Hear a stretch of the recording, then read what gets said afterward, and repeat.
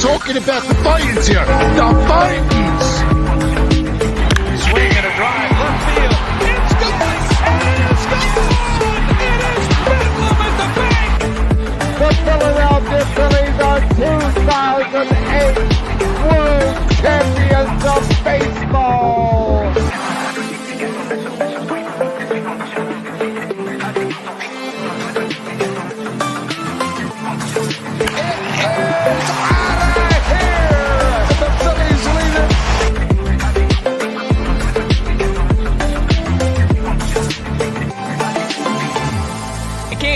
Podcast right here. You already know. Go fucking subscribe. Go follow. You are now listening to the 302 Birds Phillies postgame show with Eric, Brendan, Dalt, and Ballpark Tommy. Proudly powered by TickPick. Check out the link in the bio for $10 off your first order today. Let's take it to the show. The Fightins, dude. The absolute Fightins. Down 4-0. Looks like this game is completely over, especially after how they played last night, losing 10-0. Just like everybody thought that literally in the 4th to 6th inning that this team was going to lose. And between Brandon Marsh and Nick Castellanos, and we're going to talk about both of them in a second, just absolutely great win. Situational hitting was great.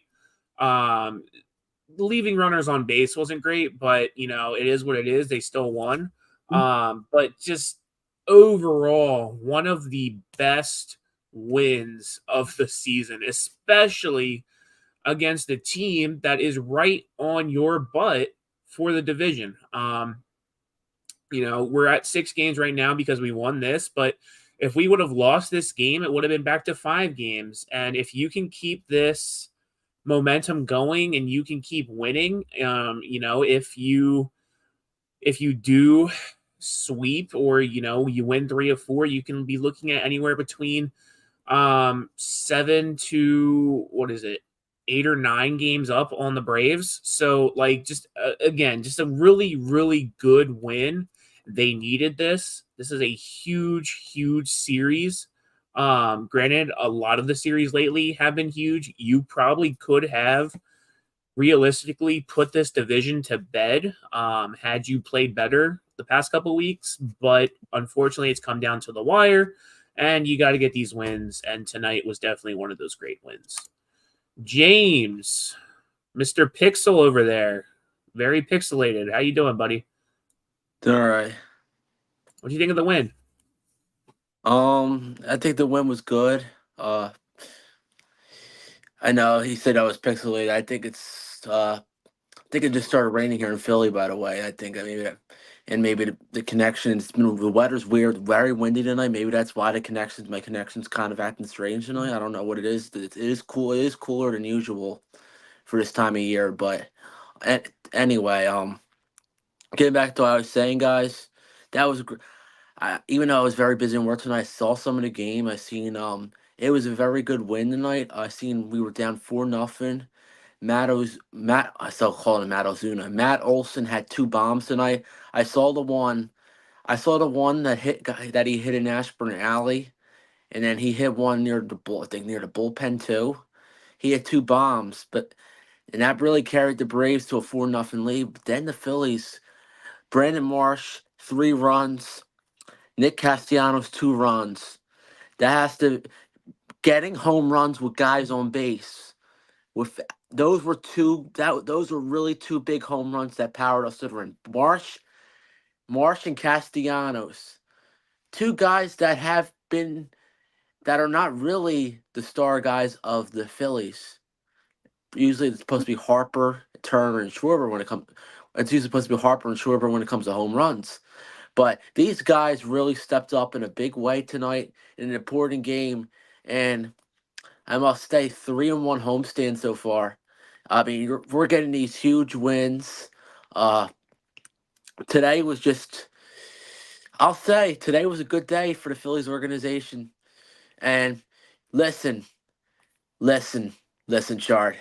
Our wish is our command, because I told everybody, was it last night? I think last night I mentioned in the post game with Dalton that it all started when they announced Taiwan Walker. Taiwan Walker got pushed to the bullpen, and I even said to Dalton, I even said with Dalton and Brendan yesterday, I said to them that Tyler Phillips was going to start on Tuesday, and he looks like he is. Right. So they must have heard of all of us. Everybody, they must have heard of all the fans complaining, everything going on online, and everything. They finally listened, but we'll see. I'm interested to see how this time on Walker does in the bullpen. I would definitely not let him be a closer. Right. And we don't have like a topic card for this, and we'll just talk about it now. But Taijuan Walker is, thank God, being moved to the bullpen. Rob Thompson had a interview today. He said that in a nice way, he basically said that Walker just isn't the same as he once was, which it's absolutely true. He's not the same as he once was. Last year he was pretty okay. He was pretty decent. He got us some wins. He had the most wins on the Phillies for a pitcher last season at 15. I think behind him was Nola at like 12 or 13. So last season he was pretty decent. This year, though, he came in, looked absolutely terrible. Just doesn't look like he's been able to progress or change anything. And they finally said, enough is enough. We're going to move you to the bullpen. And, like Fratty just said, it looks like they're going to bring Tyler Phillips back, which I'm perfectly okay with, especially towards the later half of this season. I don't think Tyler Phillips was all that terrible. I think, honestly, anybody's better than Walker right now, and you just kind of have to play your cards. I mean, you don't want to bring up certain players in AAA like Mick Abel or thinking of who else is down there, but like there's just certain guys that they're not going to bring up. You have Mercado, which you just sent him back down today. Mercado's terrible. You called Junior Marte back up, which Marte I don't like either, but again, you got to fill the rotation spots. You have Tyler Phillips. I think you got to go with Phillips. But speaking of Walker and getting back on that train, Rob said he's not going to use him for any high leverage situations. It's going to be more so just to kind of eat up innings. He said he's probably going to use Walker for low leverage, big gap games. And what I mean by big gap is, when like the Phillies, similar to like the Royals games where it was like 11-2, just bringing him in to pitch in those kind of situations for one inning. And Rob said basically he's only pitching for one inning. Rob's looking to see if his velocity gets up, if he can get people striking out, if he can get people chasing and just get out of the inning. So great news that, the Phillies are finally taking a step in the right direction for that situation. I kind of hope that in the off season that they get rid of him. The only way you can really get rid of him right now is putting him on waivers, and somebody has to pick up his contract and pay the rest of his contract. And I just don't think that anybody's going to want to pick him up off of waivers and pay his contract with the way he's been pitching. So, yeah, but that's the Walker situation. That's going to lead us into our first topic, though, which is that the pitching tonight was just on fire. Christopher Sanchez, he didn't look like he had it tonight, but everybody behind him was pretty decent. Christopher Sanchez, 5.2 innings pitched, 7 hits, 4 runs, 2 of which were earned, 1 walk, 8 strikeouts, led up 2 home runs. I believe both were to Matt Olson, which Matt Olson just had power behind both of those balls. He hit them to the exact same spot, one in Ashburn Alley, one into the brush right there in the corner. So Sanchez has a 3.49 ERA. After that, Kirkering came in. Kirkering got the win, which Kirkering lately, dude, like he seems like he's been developing very, very well. Just nasty stuff from the kid. He's painting the zone. He's making guys swing, striking guys out. And he's absolutely on fire. I mean, his last 7 games, 1 win, 0 loss, 1.23 ERA, 7.1 innings pitched, 4 hits, and only 1 earned run in his last 7 games. His last 15 games, 3.68 ERA, 14.2 innings pitched, 13 hits, 6 earned runs. So, like, very, very good start lately for Orion Kerkering. He came in for 1.1 tonight, no earned runs, 2 strikeouts, 2.25 ERA. And then after that, we got our 2 all-stars. They absolutely showed and balled out tonight. Both of them went 1 inning pitched. Both of them had no hits, no earned runs. Strom, 2 strikeouts. Hoffman with 1. Strom, 2.09 ERA. Hoffman, 1.92 ERA. So, luckily, the offense was able to get back in the game. Luckily, the pitching out of the bullpen was able to keep them in it. So, Yeah, must say that, like I said, the pitching outside of Christopher Sanchez, I think I seen Christopher Sanchez did allow those 2 home runs.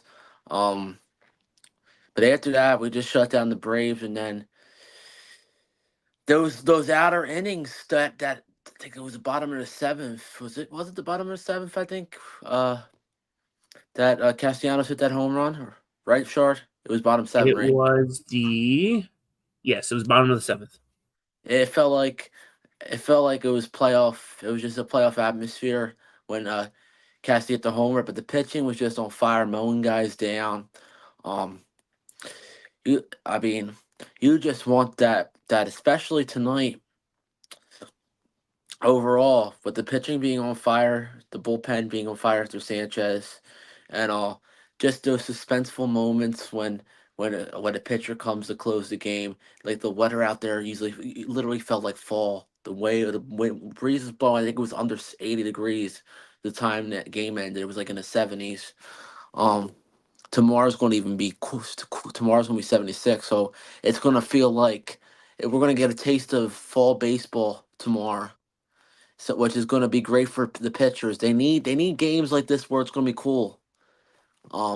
It's very helpful for the Phillies, for both teams, for both the Braves and the Phillies, pitching wise, because they need some games like the cool weather games because they played in the hot weather so much going up until September. So they need a game like this. The pitching needs a cool weather game. Like yesterday was so hot, the bats couldn't get going, and the pitching was just awful yesterday. And a bunch of scrubs were in there, and the Taiwan when if you put Taiwan Walker and Michael Mercado in there every day, the Phillies would not even win 10 games. Right. So. Right. And I mean, yeah, I agree with you. I think the cooler weather definitely helps. It helps the ball travel more as well. So, the ball was traveling very well tonight in the air for those home runs.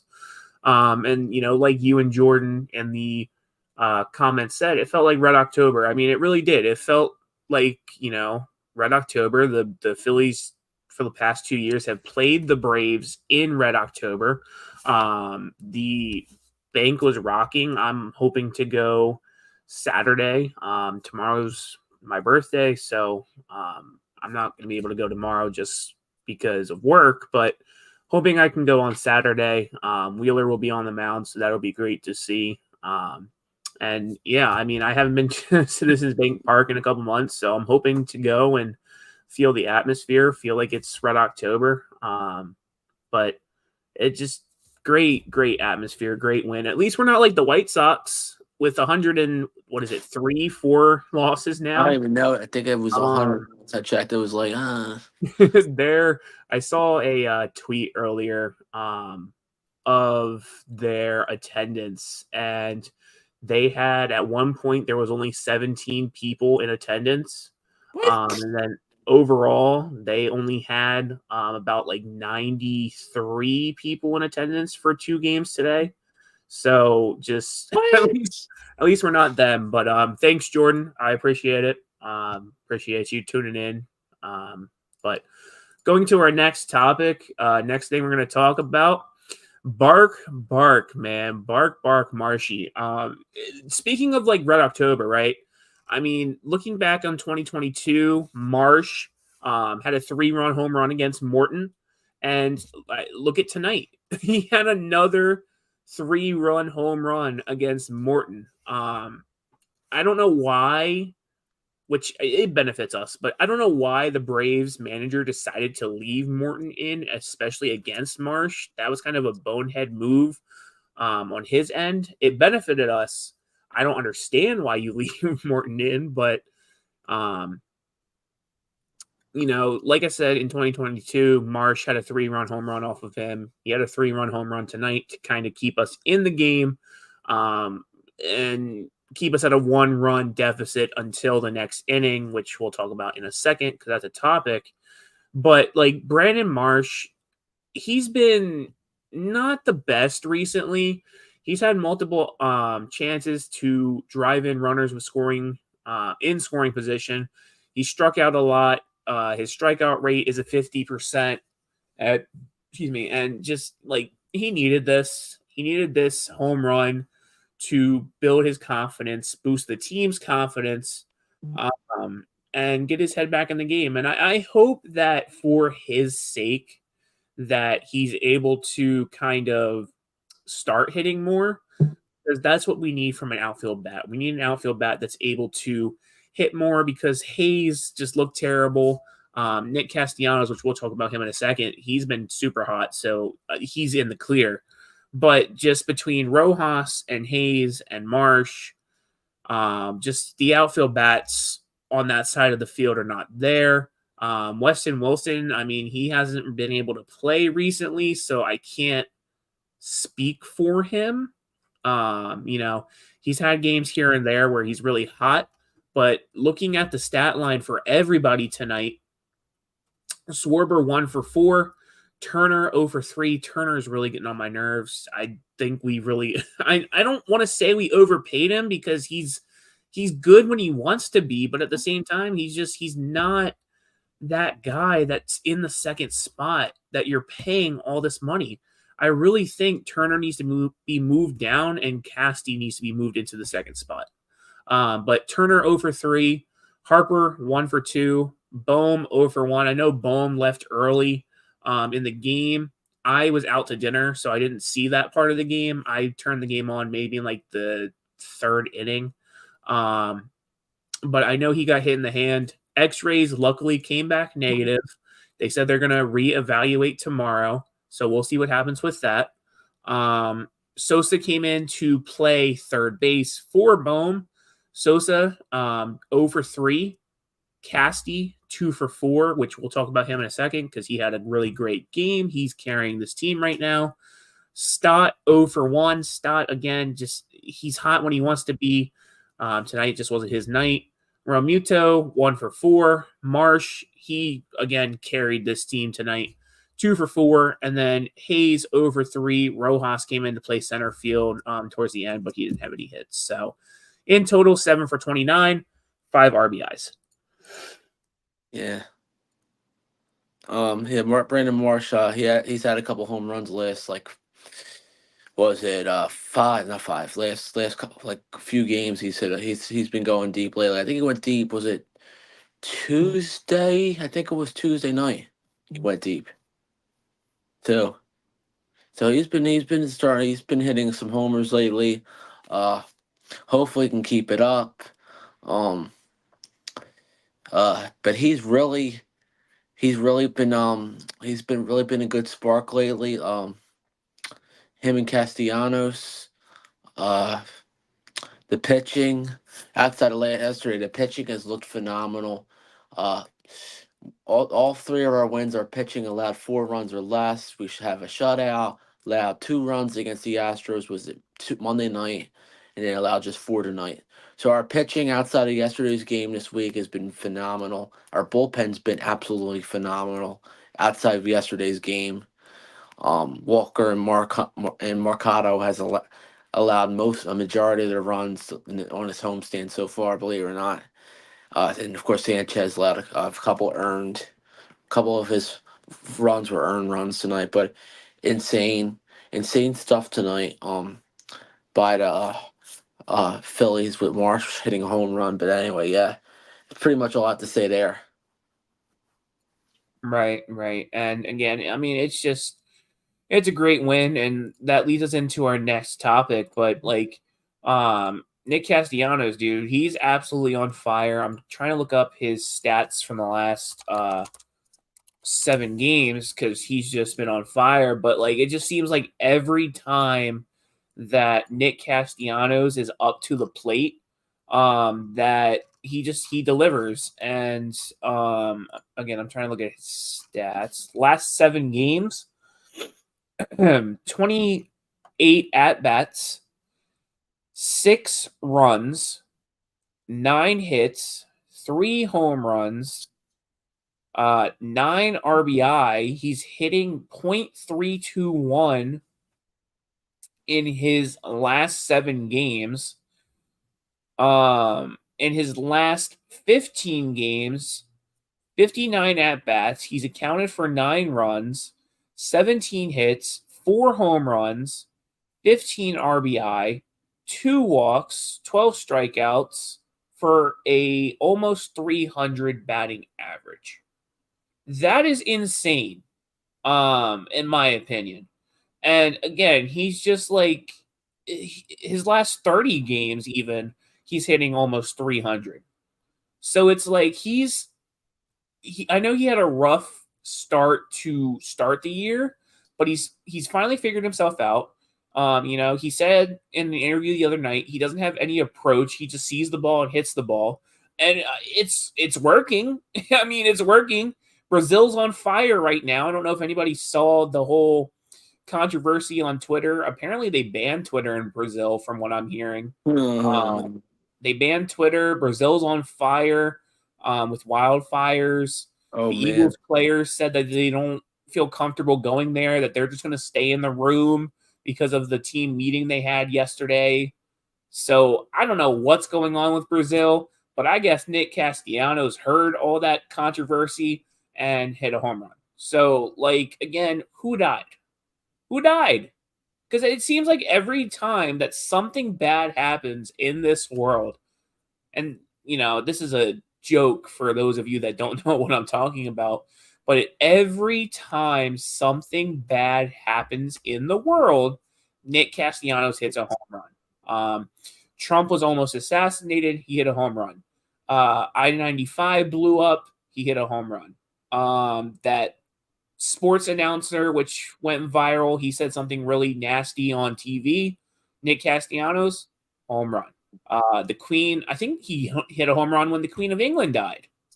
And I think he hit a home run the other night when the CEO or the founder of Barnes & Nobles died. So again, it just seems like every time someone dies, every time something bad happens, he hits a home run. And again, he's single-handedly carrying this team. And it could be, and we said this before, it could be because, Liam's out of school. It seems like every time that Liam is there or in his presence, he shows out for his son. And that could very well be the case. And, if that is the case, good on him, man. I mean, set a good example for your son. Your son has already said he wants to play baseball when he's older. Your son has said he wants to play for the Phillies if that's an opportunity. So good on you. Good on setting an example for your kid. And yeah. Yeah, wow, Castellanos. Well, I didn't realize it was that many. He hit a home run before when something bad happens. But wow, that's insane.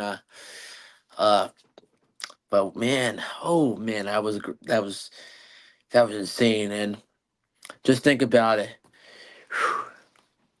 We're sitting at August 29th now. We're about almost a month away from Red October. I cannot wait for that when that happens. The Phillies are sitting close to 80 wins now.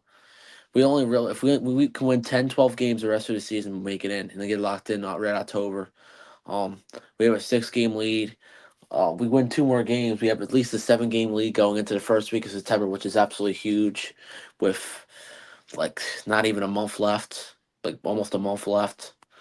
And the fact is, take 2 out if 3 out of 4 somehow sweep the Braves, take 3 out or at least take 3 of 4. We don't have to worry about the Braves the rest of the season. The next team we have to worry about is the Mets, which we kind of own the Mets a little, sort of own the Mets. But yeah, I mean, it's going to be interesting to see what's going to happen. But oh my goodness, that was just a great win. And we still got the whole weekend coming up. Listen. If Bryce Harper hits a grand slam against the Braves this weekend, this especially on Saturday night with everybody having Miller Lite, Bud Light, oh man, this place is going to go bananas if that happens against the Braves. Right. And I mean, I'm looking at the rest of the schedule right now. I mean, after this Braves series, the Phillies have a very easier schedule going in. You play the Blue Jays. The Blue Jays are last in their division. After that, you play the Marlins. The Marlins are last in our division, which the Marlins can give us a run for their money. We always kind of play down to the Marlins. Yeah, we're not sure. Like we're not sweeping them. I think we could at least take 3 or 4, a split or take 3 or 4 against them. There's no chance we sweep them in 4 games in Miami now. Then you play the Rays, which the Rays are. It's the Blue Jays, then the Rays at the bottom of the division. So Blue Jays are at the bottom, and then the Rays are right above. Then you play the Mets. The Mets are kind of hot right now, so they could be a tough team. Then it's the Brewers. Then it's the Mets again. So like you have the Brewers in between back-to-back Mets series. Then it's the Cubs, which I think the Cubs are kind of good right now. Cubs are second in their division, right behind the Brewers. So I mean, again, could be a tougher series. And then to close out the season, you play the Nationals. But honestly, I mean, if the Nationals don't get a wild card spot, which I don't even think they're in the running right now, I could be wrong. But like at that point at the end of the season, if the Phillies can lock up a postseason spot and then the Nationals are kind of out of a postseason spot, then I could see the Phillies kind of playing a bunch of bench guys to save the starters for the postseason. But like we got to see what happens with the rest of this season. But easier schedule going into the last stretch of the season. But with that, huge win tonight. Huge win. This is our last topic. Great way to open the series. Again, this is a huge series for the Phillies. If, they lose a couple games here, it diminishes our games ahead in the division. And if we win games, it builds our lead. At one time we had 10 games up, and it seems like they're not blowing it, but not doing the best either. And they really need to win these games here to keep the Braves at bay. Like I said earlier, they probably could have locked up this division earlier in the season if they won some games. But unfortunately, that's just not how it played out. But, I could see us either splitting or taking 3 of 4 in this series. And if we take 3 of 4, again, that's really huge. But we'll have to see what happens. I mean, you have 4 of your best pitchers on the mound. Ranger goes tomorrow. And then I think I know Wheeler is definitely on Saturday because I'm looking to buy tickets. So I looked to see who is pitching. Phillies probable pitchers. I think Nola is Sunday. So Sanchez, Ranger, Wheeler, then Nola to close it out. So Looking at pitching for tomorrow, or even honestly for this series, tomorrow is Ranger Suarez for the Phillies. Left-handed pitcher, 11-5 on the season, 2.82 ERA, 122 strikeouts. His last start was really good. Looking at his stats, last outing, it was 5 innings pitched, 4 hits, and only 1 earned run. So great outing for him. Hopefully he keeps that up tomorrow. On Saturday, it is for the Braves, Max Fried, or Max Fried, however you say his last name, whatever. Left-handed pitcher, 8-7 on the season, 3.5 ERA, 126 strikeouts. Against Zach Wheeler, right-handed pitcher, 12-6 on the season, 2.7 ERA, 176 strikeouts. Then to close out the series, it will be on Sunday. Spencer Swellenbach, which I think last time he pitched against us, we kind of had a hard time. But he's a right-handed pitcher. I'm going to knock on wood for that, just so I don't put anything into the universe. Right-handed pitcher, 5-6 on the season, 3.7 ERA, 102 strikeouts against Nola. Another right-handed pitcher, 12-6 on the season, 3.3 ERA with 153 strikeouts. So again, your best pitchers on the mound this weekend going into this Brave series. I can see it being some pitching duels and some great offensive outings. So huge win, and I'm excited to see what's going to happen with this Brave series. Fratty, what do you think about this series closing out the show? I think it was a huge win. Just another huge win tonight. We're still hanging on to the 2 spot right now. Hopefully, with Dodgers lose tonight, we can just be even with the tiebreaker back at number 1, because it's going to keep going back and forth, I think. But Dodgers and Orioles are on right now, so hopefully go O's. Hopefully Baltimore can beat them tonight. Hopefully we can regain that spot, number 1 seed spot with the tiebreaker. Because think about it this way. I know Atlanta has I think Atlanta has choked being the number 1 seed, but just think about it this way. When it comes to Red October at the bank, it's a whole different breed. It's a whole different atmosphere when you come to the bank in Red October. And I don't think anybody's going to want to come here for Red October baseball. And as scared as some of us may be about having a top spot and having extra rest. It may not affect the Phillies, at least for the divisional round. Honestly, the Phillies might come out there swinging, and with the best pitchers in play, if they can, game 1, Wheeler can pitch the way he can pitch, and game 2, the second guy can look good as the weather gets cooler. Oh my goodness, the Phillies could make a run, and I still think they're going to make it to at least an NLCS. I'm hoping World Series, but Dodgers, I mean, you never know. The Dodgers could beat us in the playoffs. I mean, think about it. We went 5-1 against them in regular season, but think about it. We said the same. The Braves won the season series the last 2 years against us, and they still didn't beat us in the playoffs. So just anything can happen. I'm not getting my hopes up about possibly beating the Dodgers. Sorry, I don't mean to cut you off. I see it this way with the Dodgers. Shohei Ohtani. Let's say theoretically that we do play the Dodgers in the NLCS. Shohei Ohtani has never been to the postseason when he was with the Angels. He's never been. He's never been in the postseason. He's never played in the postseason.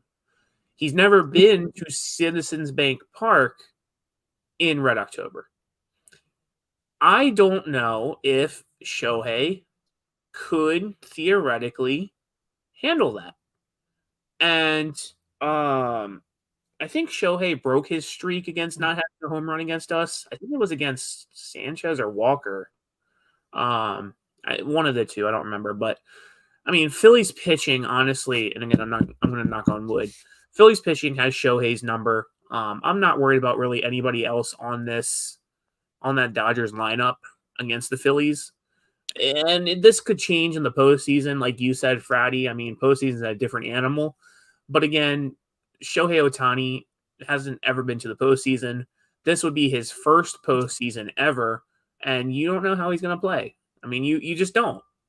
It's his first postseason. He's never been in a postseason environment, so who knows? Who knows? But, I mean, I don't disagree with you. Did you have anything else you wanted to add?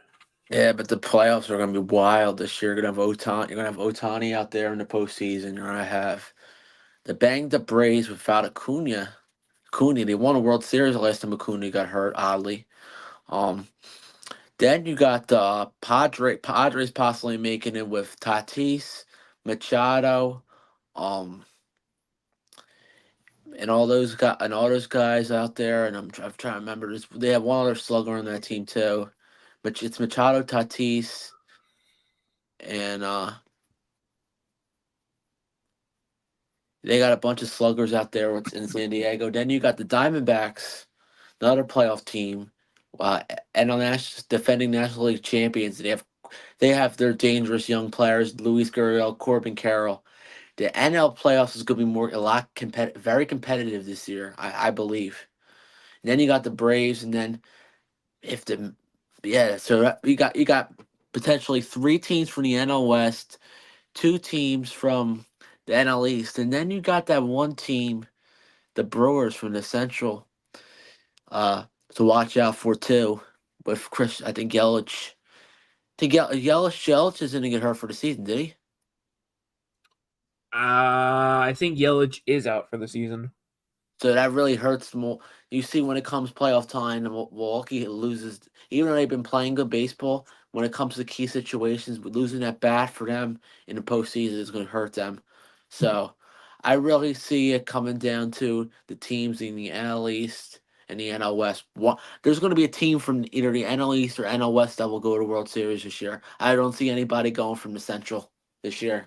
So Gotcha. it's a weak, very weak. It's a weak division anyway. So right. Well, that's all we have for you guys tonight. Phillies win 5-4 in a great comeback fashion. The Fightins are back. They're on fire. Talking about the Fightins here. The Fightins! Said. But that's all we have for you guys tonight. Phillies are back tomorrow at 6:40. So we'll be back here around the same time. So everybody have a good night. Enjoy the Phillies win. Roll that outro. See you, everybody. The Fightins! Swing and a drive, left field. It's gone! And it's gone! It is Bedlam at the bank! The Philadelphia Phillies are 2008 World Champions of Baseball.